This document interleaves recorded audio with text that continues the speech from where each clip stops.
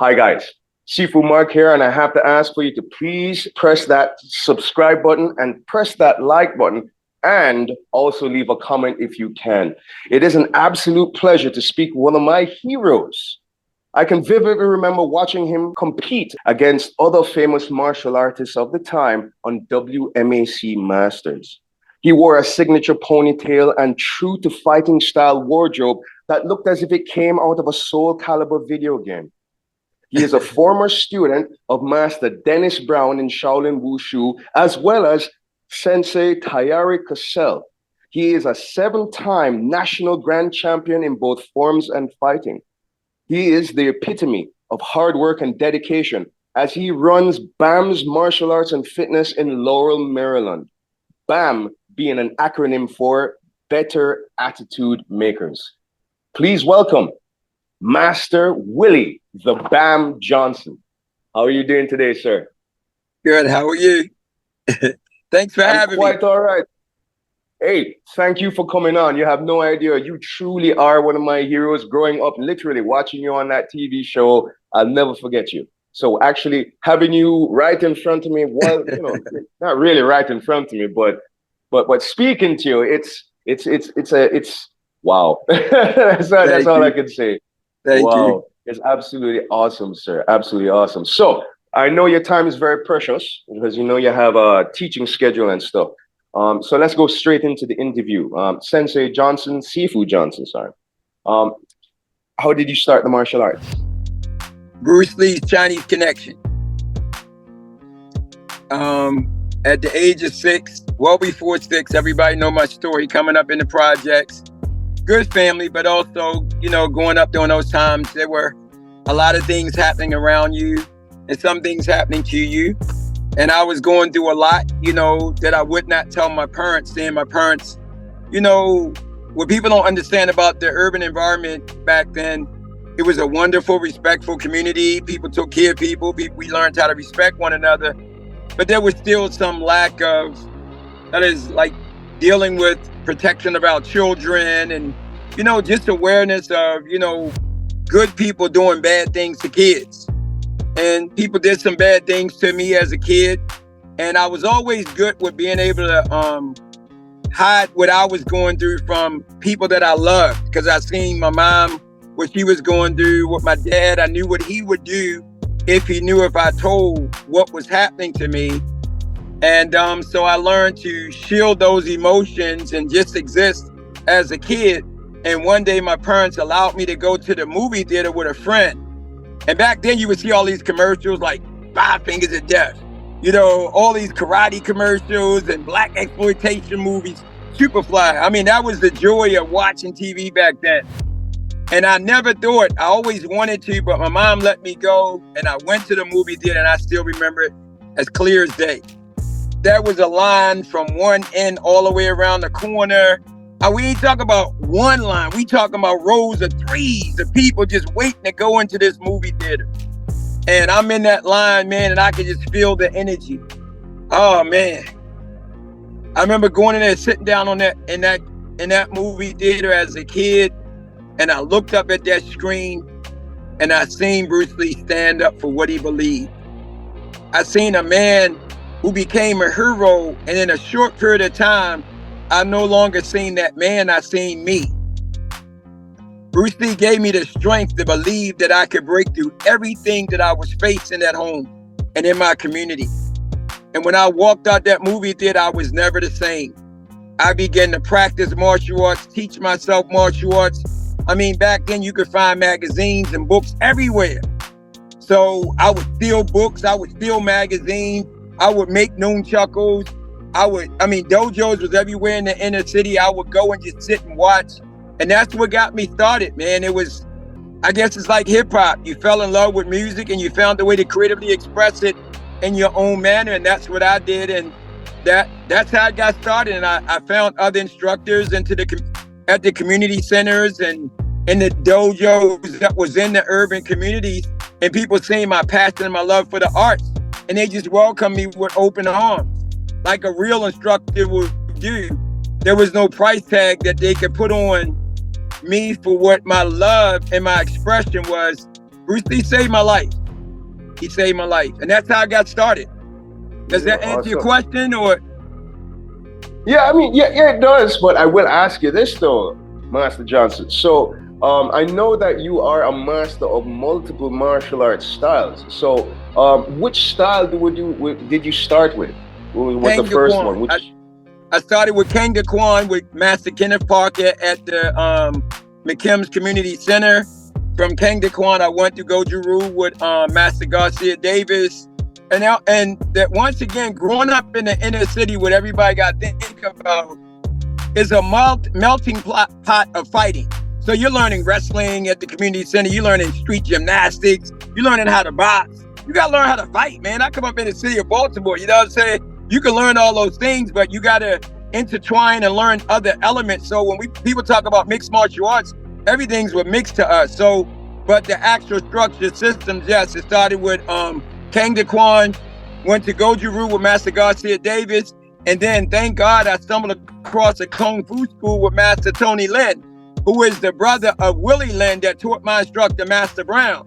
So it had a Tien Shin Pai school.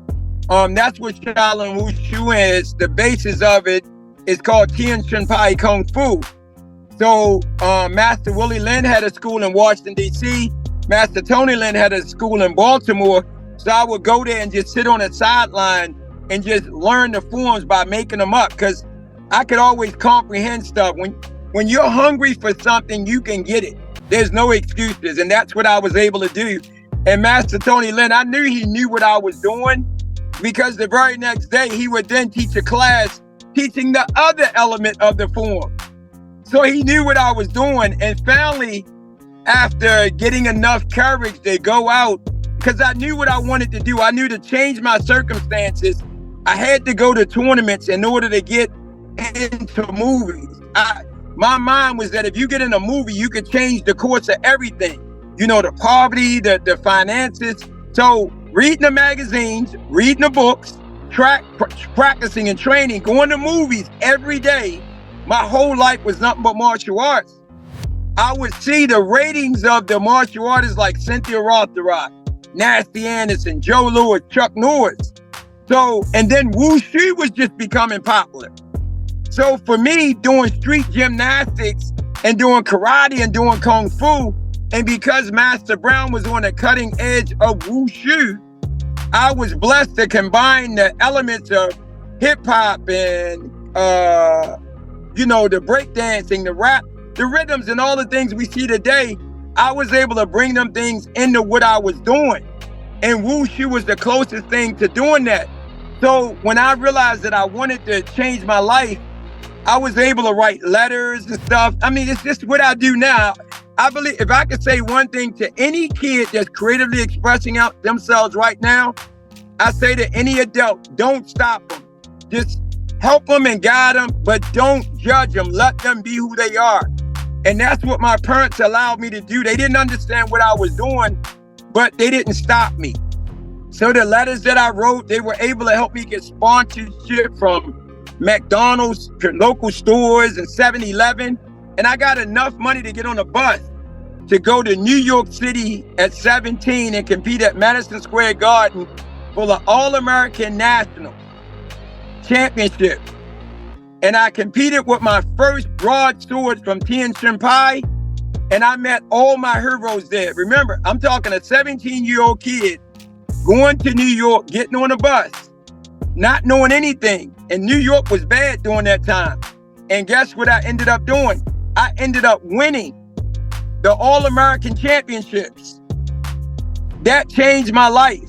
And from that point on, I began to keep on going ahead and going to tournaments, Battle of Atlanta, Diamond Nationals, and all that stuff. I just kept on going. I would not stop from competing. My goal was that I wanted to be a world champion, and it started with having enough courage at 17 years old to get on a bus. My parents and nobody knew where I was at. I made it to New York, went to Madison Square Garden, and I ended up winning the Grand Championship. Ron Van Cleef was there. William Oliver was there. All the great martial artists, and that's what changed the course of my career. Yeah, that is absolutely awesome. That is absolutely awesome. So like one event led to the other, which led to the other. So it's just like events just unfolded. That's absolutely awesome, man. And I can only imagine, like the ambience back then, especially with, you, as you said, being in the presence of the Black Dragon himself, Ron Van Cleef, man. That's awesome. That's absolutely incredible. Yeah, So, Master Johnson, go ahead, guys. Can I add one thing to that? Of course. Think Anything. about it. Bruce Lee, at that time, Bruce Lee was the man, but nobody, like you said, how you felt about me on TV. Imagine for the first time in your life, you seeing a black man in a Chinese movie. Ron Van Cleef in The Black Dragon, and the name of the movie was called The Black Dragon. So that movie inspired so many of us. So when I got a chance to see him and meet him at my first competition, it was a life changer. Now we got friends to this day, man. When I say don't stop a person from dreaming, leave a kid alone and let them be who God say they should be. Let them express themselves. True. I completely understand that. And I agree with that statement too. Do not stop somebody from dreaming. Don't let that kid stop. Understandable. That's right. Understandable.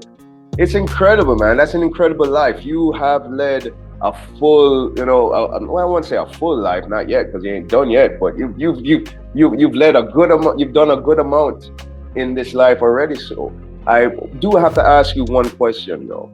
Right? When we're talking about your martial arts experience, Master Johnson, right? You had definitely mentioned something that I did not know. Right, I was the original question that I had for you. The second one was, what is Shaolin Wushu? But then you alluded to something that it's the basis of Shaolin Wushu is actually Tien Shen Pai. If you don't mind me asking, what is that? It means cholesterol mountain. It's a traditional system of Kung Fu. It refers to as school of thought. You can look the book up and you can find it on Amazon in its original writing from Master Willie Lin. But we are talking about elements of Tai Chi, Bagua, Xingyi, Qigong, 18 weapons. Of course, the basis of the external arts as well as the internal arts. 2-person sets, 3-style sparring, all those things. It's a complete system. I mean, it comes from Taiwan, the Tien Shan Mountains by Shaolin monk. You can look it up. So without that basis of that traditional art that allowed me to find my own expression of my urban culture, I would not be who I am today. And along with being able to train in such a rich art like that, as well as the karate arts in the boxing and the stuff that I learned on the street, I was fortunate in 1985 to be one of the, I was the second Black African-American to train in mainland China and get certified at the Beijing Physical Cultural Institute with my instructor, Master Brown. So when I was competing with most people, they used to, this is a funny story. When I went to China in 1985, I could not believe, I come from the hood, so how am I going to go to China? Nobody couldn't believe, from Baltimore City projects to mainland China.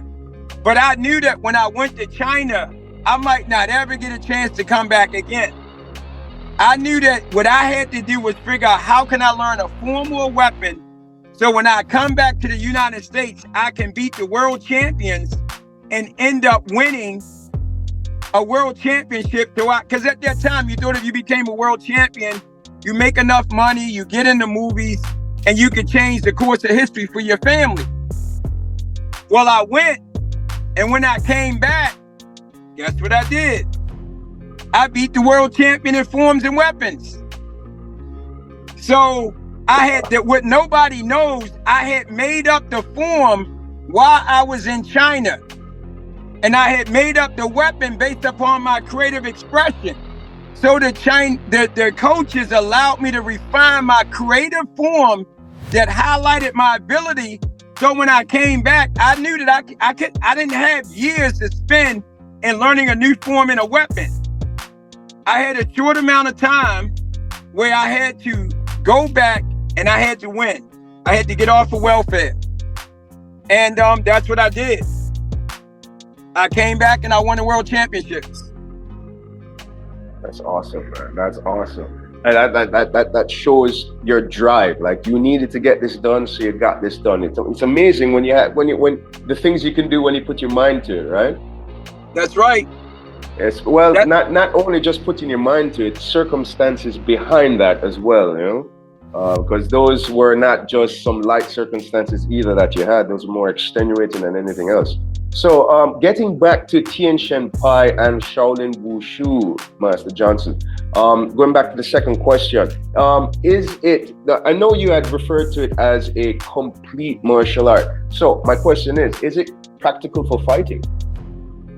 Well, I think one of the things that we got to remember, and I always say this, I come from the hood.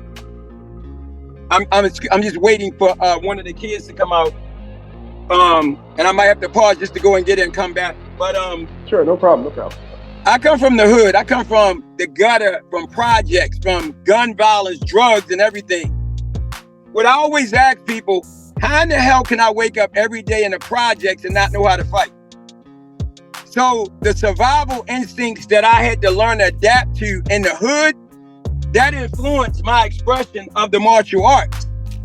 It wasn't the other way around. So even if it wasn't effective for fighting, my environment had to make it effective for fighting because I had to go back to the hood.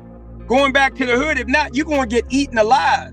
That's no joke. You're going to get shot up, beat up, bullied, spit on, abused, and everything. If you look at some of the earlier articles that I did that was specifically on Wushu, because I fell in love with Wushu, because Wushu was the closest thing to the hip hop. Now we see how big hip hop is in China. But back then, didn't nobody know nothing about hip hop. So even when I went to China, we was exposing them to those elements of our culture. So the thing that I always wanted people to know, even though I did Wushu, because people used to try to challenge me like, oh man, that Wushu don't work. My goal is that, look, we flip on the street, we fight on the street. I don't care what it is, Wushu, Kung Fu, Tai Chi, whatever it may be, we naturally got to make it adaptable for the communities and environment that we lived in. So I did the same thing with Wushu. I guess I was a rebel who was trying to make sure people respected the performance aspect of Wushu because I had to make it effective. Understandable.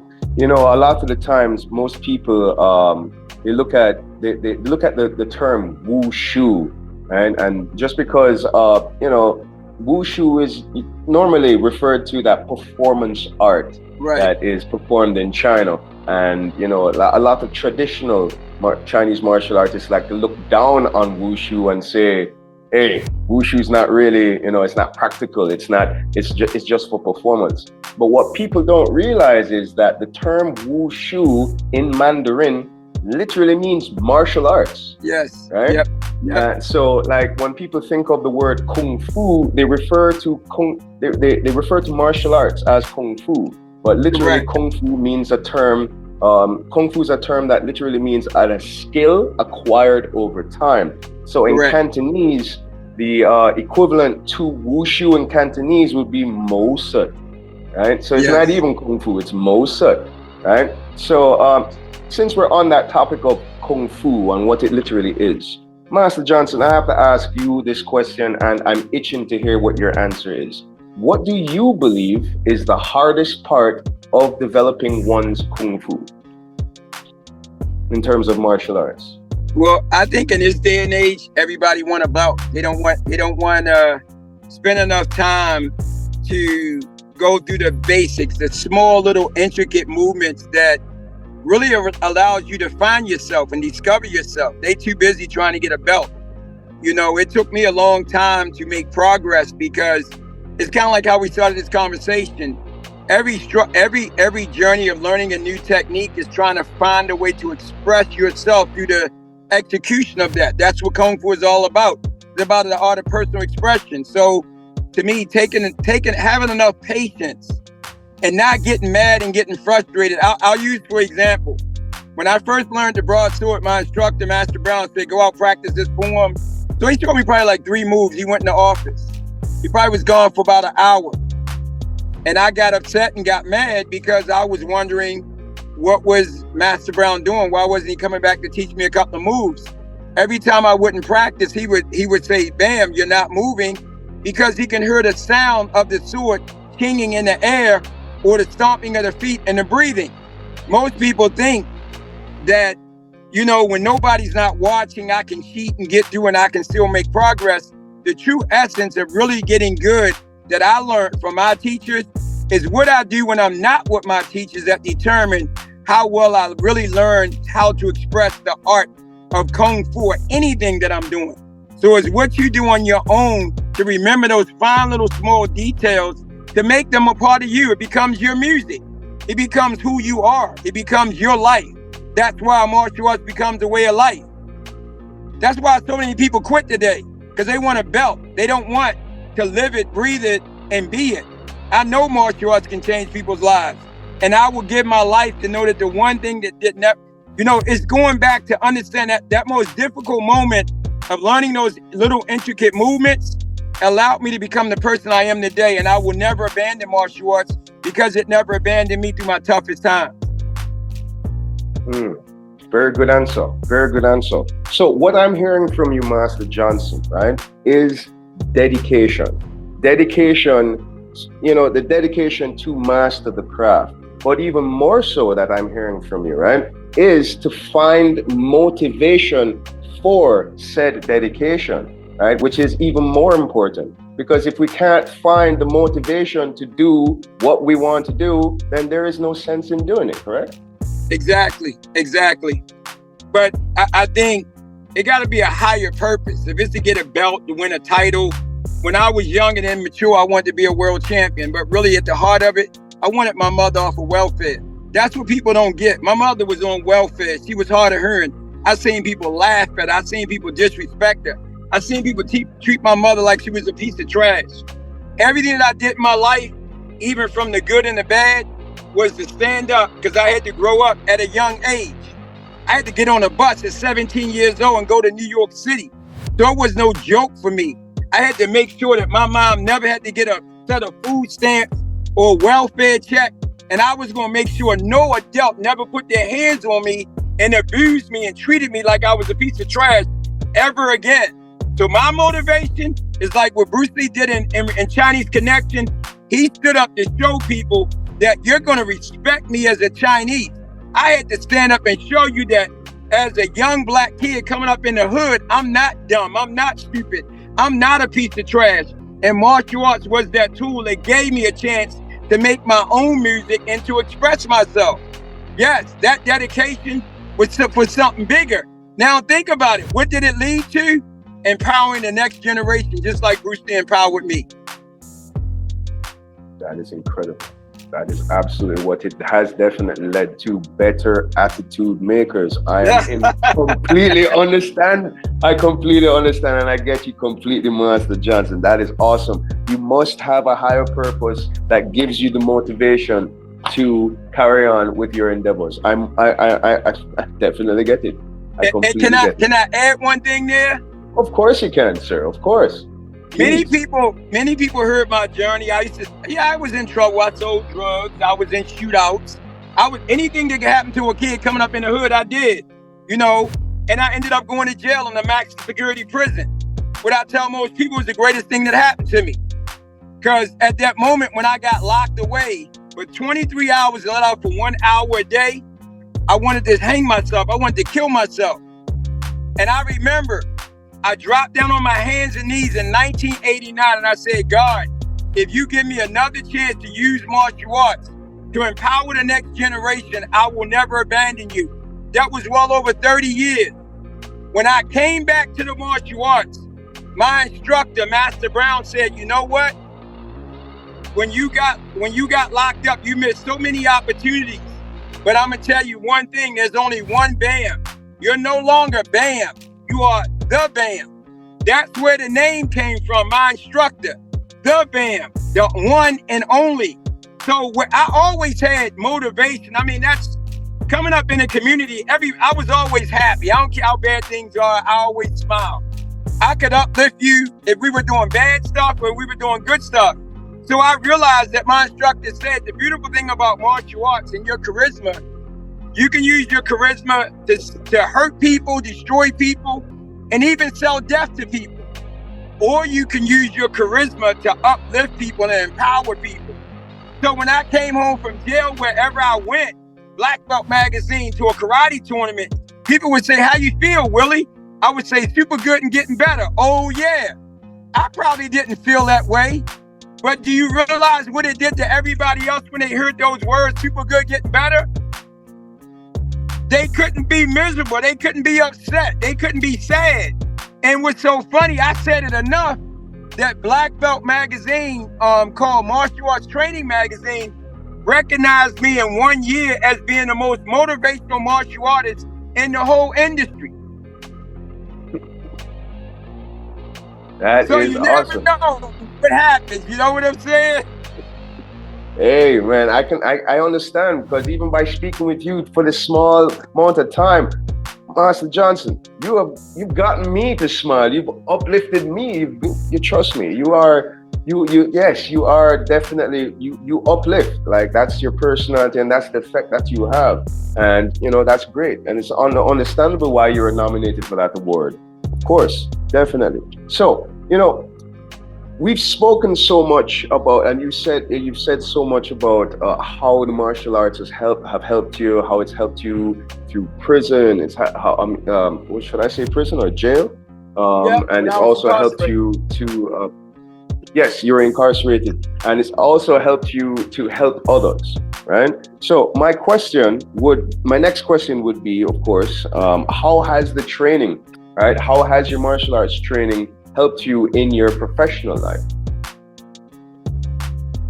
Well, one of the things that I'm 60 years old, so people still wonder how I do pull-ups and how I do push-ups and I do all those things.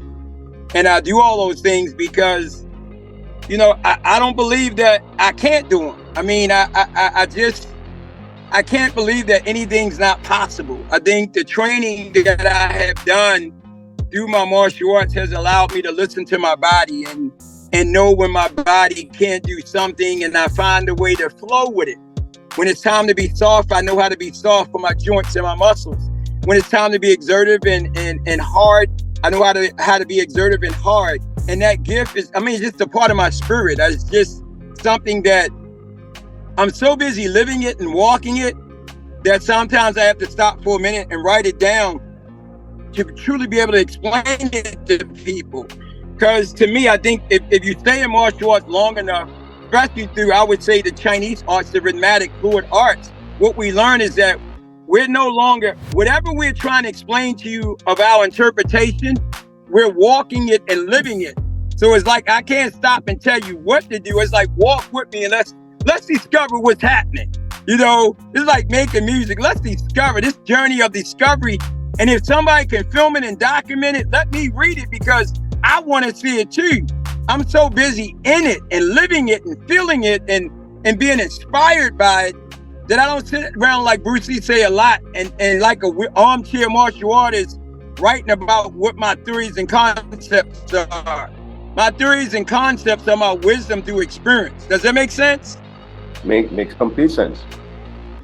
And that's how the training has evolved. It went from trying to be the best forms and weapons and fighter to just trying to be the best person I can be, the best version of myself that God created me to be. And that's the beauty. If you stay around martial arts long enough and forget all about the belts, the degrees, the mastership, and just be, I don't even call myself a master. I'm a student of life. That's all I am. I'm learning every day. I don't know what I would do, because we got to breathe every day and every breath is different. What about if I try to hold on to all those things that gave me all this recognition and success that I have today? Then I'm stuck. I can't grow anymore. I refuse to be stuck and not grow. I understand. That kind of attitude definitely doesn't allow one to be stagnant in any way at all. Definitely. Just keep on forging forward. I understand. That is an absolute game changer. If everybody thought like that, I think we'd probably have more productive citizens in society right there, sir. Yeah, I agree. All right, so let's go ahead and move. It's true. Probably if I follow that moniker a little bit more, probably I'd be a little bit more productive as well. But let's go ahead and move on to our next question there, sir. Right? This is a little bit more of a. I think this one's going to makes you think a little bit more, right? If you could teach only one thing to the new generation of martial artists, okay, only one, whether it be technique or philosophy, what would it be?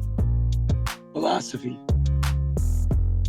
Well, my philosophy is based upon a warrior mindset and basically realizing that the real fight, regardless of what we go through, is inside. Regardless of,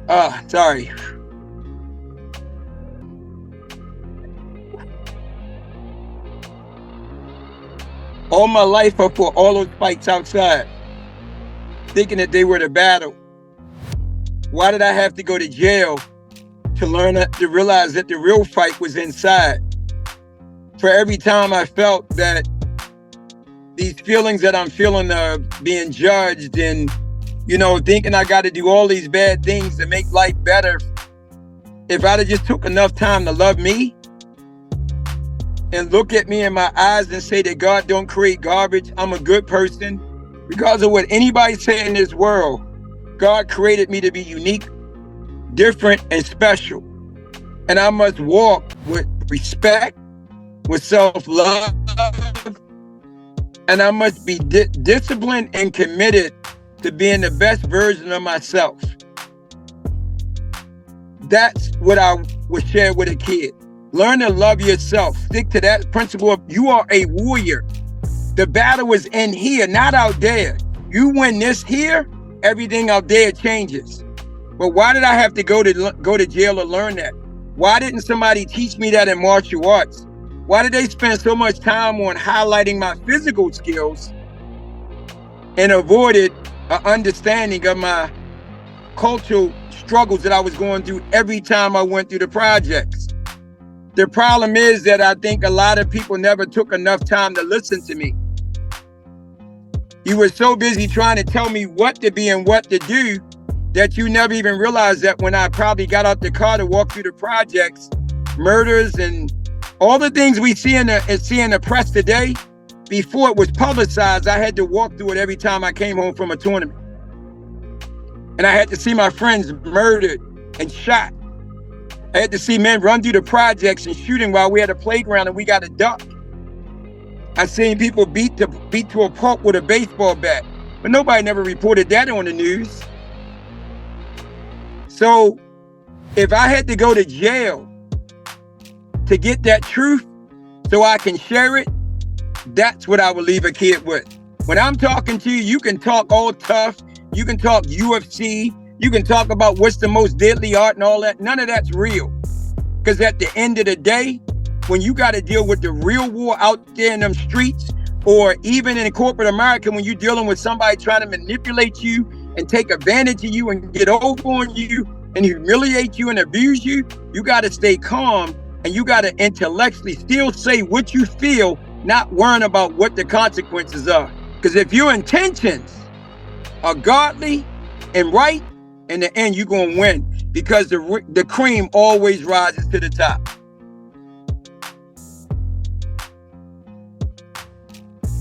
So it's all, the battle must always, the true battle is fought in here, not out there. Yeah, that is a very true philosophy. We say inside out, that's it. It's a very true and very deep philosophy. And you know, that's one that definitely needs to be taught. It definitely needs to be shared. So thank you for sharing that philosophy right there, Master Johnson. So we've come up into our last question. Wow. This interview went by so fast and it was so interesting. I love every single second of it. And a lot of my guests say that this is the hardest question, or at least I joke around with them and I always say it's the hardest question to answer, right? So here we go. How can you be contacted? Oh, well, you know, you can contact us through, you can take my personal telephone number 301-455-3997, because I'm always there, because I'm about really giving you the authenticity and reaching and touching you. Or you can contact me through the Urban Spirit at AOL.com, which is THA Urban Spirit at AOL.com. And check out any of our websites, pointmma.com, WilliamJohnson.com. You know, YMMA, you can get the Complete Martial Artist book and learn a little bit more about the philosophy, see my documentary. That's the source of contact right there. And that book, believe it or not, that I had through YMMA was written when I was in jail, called The Complete Martial Artist. So, yeah, if you like the interview, just, reach out to them and you can, you know, pick up the book, see the documentary, and just learn the PG version of the BAM. The rated X version is coming because I just think that we're in a time in the world now where people really need to know this ain't no joke. If you really want to use martial arts to be the best version of yourself, it's going to be hard. But how valuable is you reaching the highest level of transformation to yourself? I believe it has a lot of value, and you got to be willing to do whatever it takes that's legally correct and righteously correct to reach that highest level within inside yourself, so you can share it with the world. We got to leave the world a better place than what it is right now. Definitely true. Also, there's some also goings on with you as well, Master Johnson. You are also, as I know, an aspiring actor. I do know you have a movie coming up soon, a movie opening. Not true, right? Right. Well, once again, you know me from WMAC Masters. That was always a childhood goal. The ponytail comes from the Shaw Brother movies. That's where I'm a Shaw Brother fan. So when I was on a TV show, I always wanted to be in the Shaw Brother movie, you know? So when they said, what do you want your costume to be? So that's where the ponytail came from. So it was an inspiration. And like Bruce Lee and like all those movies, they inspired me. So when the show went off the air, I began to go on a search to figure out what can I do to carry on the message beyond the dojo. So that's where movies come into play. So right now I'm starting to write, produce, and do our own movies on an independent level. But truly, guess what? Those movies really star my kids. So the stars of those movies are my son. Once again, I have no desire to be a superstar hero anymore. My goal is the true hero is the one that finds other people and give them the voice to express themselves. Because if people can see young kids doing kung fu and doing martial arts and dealing with life issues in a movie, then we can get more people to come into the martial arts and see the value that kung fu has to offer. So yeah, we have 1 out of 100, that part 1 that you can see on Amazon Prime, and on Tubi. We get nothing but rave reviews. That was shot believe it or not, during COVID. In the heart of COVID, I got a message that said the world needs to see what children are doing, because we were still teaching even when everybody else shut down. The second movie is called 1 out of 100 Part 2 Heroes. We're doing a premiere for that, but we haven't begun to sell that just yet. And then the BAM's documentary is out there. And then we just shot another movie called Loyal Justice, which is an action film starring all my sons. And it's probably going to be a game changer. I mean, it's nothing but blood, gore, but at the heart of all of it is to steal the principles of martial arts in the chaotic struggles of trying to find ourselves in life. Awesome. That is absolutely awesome, man. I can't wait. I'm actually going to go after this interview. I'm going to actually go off to watch 1 out of 100. Was it 1 out of 100? Yes, yeah. And then as soon as I hear that 1 out of 100 2 comes out, you know, I'm going to go see that.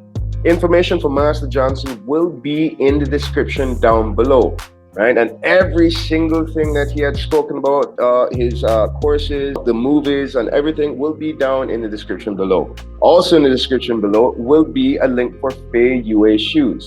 If you need a link for Feiyue shoes, click the link down below. Get the best prices, the best deals, all at Feiyue shoes. Master Johnson, thank you very much for the time that you have taken to speak with me, sir. I know you have a very busy day taking care of the kids and so on. So thank you very much, sir. Thank you, sir. Get The Complete Martial Artist by Willie the Bam Johnson, available now on YMAA.com.